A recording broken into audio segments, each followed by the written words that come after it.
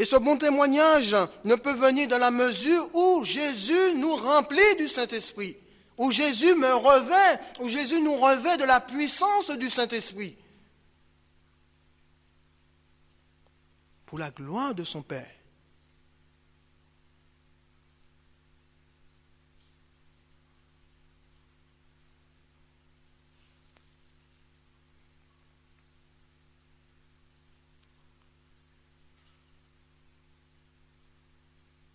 Le troisième élément qui a permis au peuple de choisir Étienne, c'est la foi.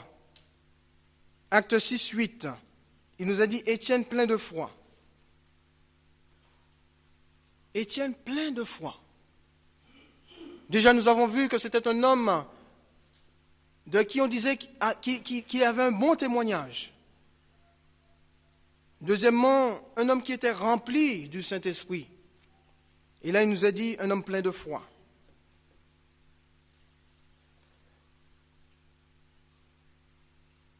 La foi nous vient comment?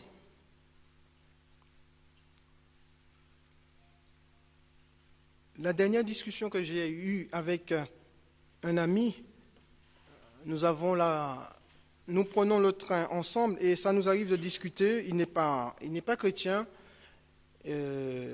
Son épouse est chrétienne, il a des amis chrétiens, et il me disait, la discussion portait sur la foi. Et il me disait, mais j'arrive pas à comprendre. J'arrive pas à comprendre pourquoi les amis que j'ai, ils ont une foi. Je vois ma femme, elle a une foi. Et quand je t'entends parler, je vois que tu as la foi. Moi, j'arrive pas à comprendre comment vous avez une si grande foi. Et je lui ai simplement cité Romains 10, 17, où il a dit, ainsi, la foi vient tout simplement de ce qu'on entend.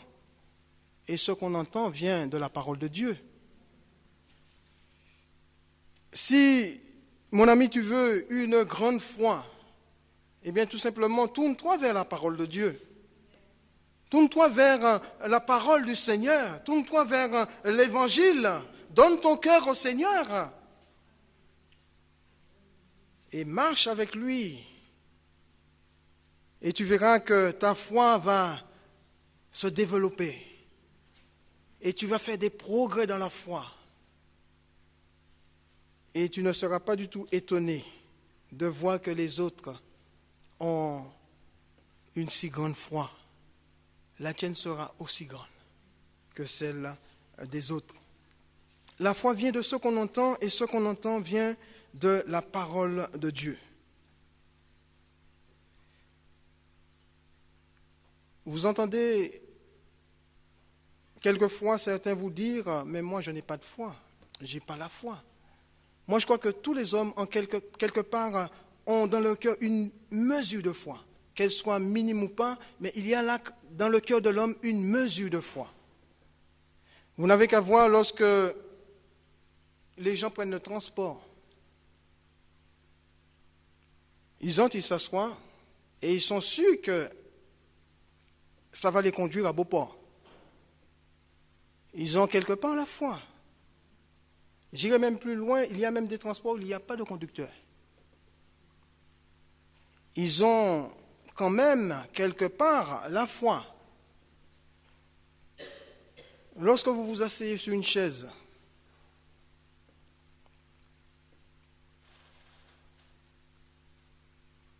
est-ce que vous êtes sûr que la chaise pourra supporter votre poids? Vous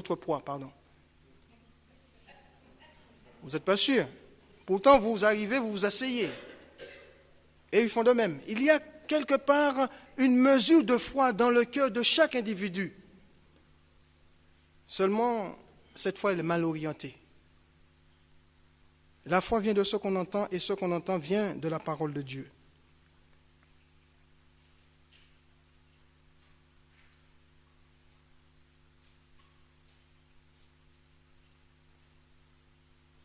Étienne était un homme de la parole. Et lorsque vous lisez tout le chapitre 7 du livre des Actes, vous allez comprendre qu'Étienne était un homme de la parole. Et comment il va devant le Sanhédrin Étienne va faire défiler toute l'histoire de son peuple, depuis Abraham jusqu'à Salomon, sans se tromper. Un homme de foi. Un homme de qui l'on rendait un bon témoignage. Un homme rempli du Saint-Esprit. Un homme de la parole. Un homme qui avait une bonne connaissance de la parole de Dieu. Si tu veux, mon frère, ma soeur, que ta foi grandisse, eh bien, médite la parole. N'attends pas uniquement le dimanche matin, le dimanche après-midi, le mardi, le vendredi, que le serviteur de Dieu te donne à manger. Eh bien, mange toi-même. Médite toi-même la parole de Dieu pour que ta foi puisse se développer et grandir.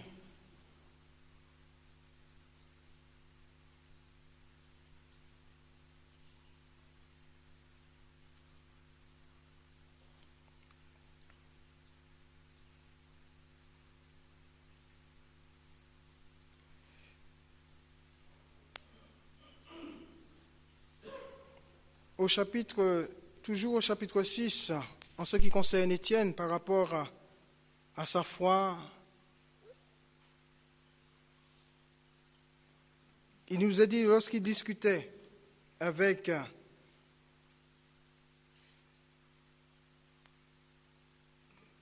quelques membres de la synagogue dite des affranchis, celle des Cyrénéens et celle des Alexandrins, avec les Juifs de Cilicie et d'Asie,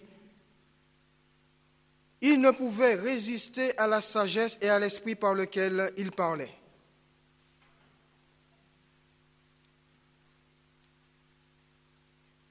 Il ne pouvait résister à la sagesse et à l'esprit qu'Étienne parlait. Il est important d'avoir une bonne connaissance de la parole du Seigneur. Et quelque part, le Saint-Esprit va se servir de ce que nous connaissons pour toucher les autres.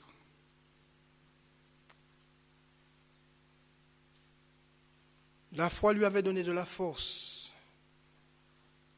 Il pouvait dire la vérité au Sanhédrin. Et devant le Sanhédrin, Étienne n'a pas du tout fait marche arrière.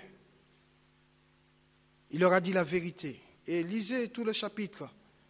Et le fait d'avoir dit la vérité au Sanhédrin, ça lui a coûté la vie. Mais la Bible nous dit, avant de mourir, Étienne a levé les yeux vers le ciel. Et il a vu le ciel ouvert et Jésus debout à la droite de Dieu. Et ce qui m'a marqué dans cette histoire, avant même qu'il soit lapidé, c'est-à-dire qu'il a prié pour que le Seigneur n'impute pas ce péché à ses bourreaux. Donc on voit qu'Étienne était quand même un homme de cœur. Frères et sœurs, faisons très attention à notre témoignage.